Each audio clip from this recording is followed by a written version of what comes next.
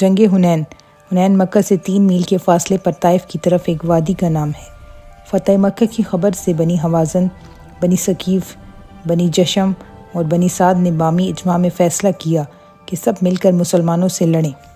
انہوں نے اپنا سردار لشکر مالک بن عوف نفری اور علم بردار ابو جردل کو قرار دیا، اور وہ اپنے ہمراہ دریدہ بن سما نامی 120 برس کا تجربہ کار سپاہی برائے مشورہ لے کر 5000 آدمیوں پر مشتمل لشکر سمیت حنین اور طائف کے درمیان مقام اوطاس پر جمع ہو گئے۔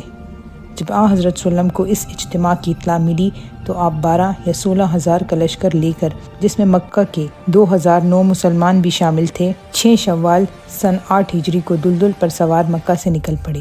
حضرت علی علیہ السلام حسب معمول علم بردار لشکر تھے۔ میدان میں پہنچ کر حضرت ابوبکر نے کہا کہ ہم اتنے کثیر ہیں کہ آج شکست نہیں کھا سکتے۔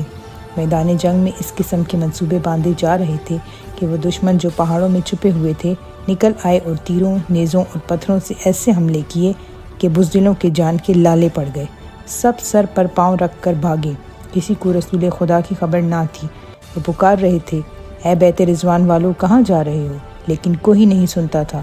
غرض یہ کہ ایسی بھگدڑ مچی کہ اصولی جنگ شروع ہونے سے پہلے ہی حضرت علی علیہ السلام، حضرت عباس، ابن حارث اور ابن مسعود کے علاوہ سب بھاگ گئے۔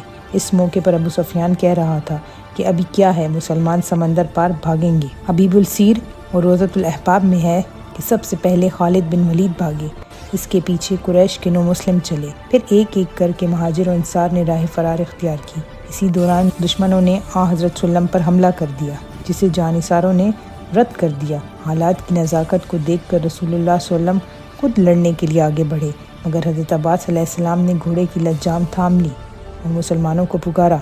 آپ کی آواز پر 100 مسلمان واپس آ گئے اور دشمن بھی سب کے سب مقابل ہو گئے۔ گھمسان کی جنگ شروع ہوئی۔ ابو جردل علم بردار لشکر نے مقابل طلب کیا۔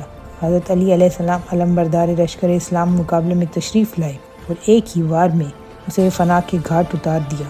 مسلمانوں کے حوصلے بڑھے اور کامیاب ہو گئے۔